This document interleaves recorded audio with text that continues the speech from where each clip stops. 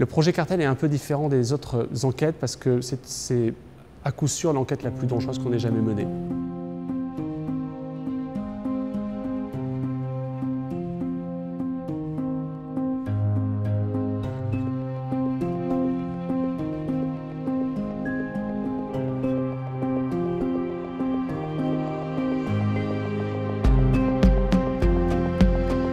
Regina Martinez était une journaliste qui collaborait pour le magazine Processo, un magazine hebdomadaire d'investigation qui a été assassinée en 2012 alors qu'elle enquêtait justement sur les narcopolitiques, les liens entre les narcos et la classe politique mexicaine.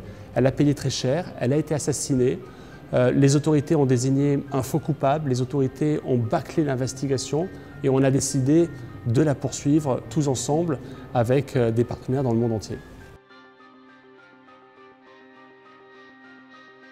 Ce que l'on a découvert, c'est d'abord le niveau de défaillance de l'enquête officielle, et ça c'est un élément extrêmement important. Ce qui tue les journalistes véritablement au Mexique, c'est l'impunité.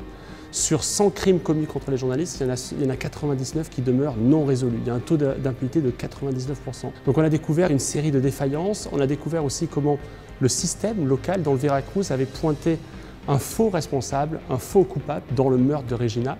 Et puis on a aussi découvert ce sur quoi elle travaillait avant d'être assassinée. Regina s'apprêtait à révéler des scandales majeurs sur les disparus du Mexique, sur des cadavres qui avaient été enterrés et sur d'autres pistes qui étaient extrêmement dérangeantes pour le pouvoir du Veracruz.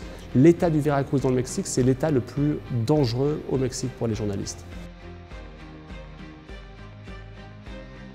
Quand un journaliste meurt au Mexique, ce n'est pas seulement un fait divers mexicain, c'est aussi un fait divers français, américain, européen, parce que cette drogue mexicaine est vendue dans plus de 50 États dans le monde, donc on la retrouve partout.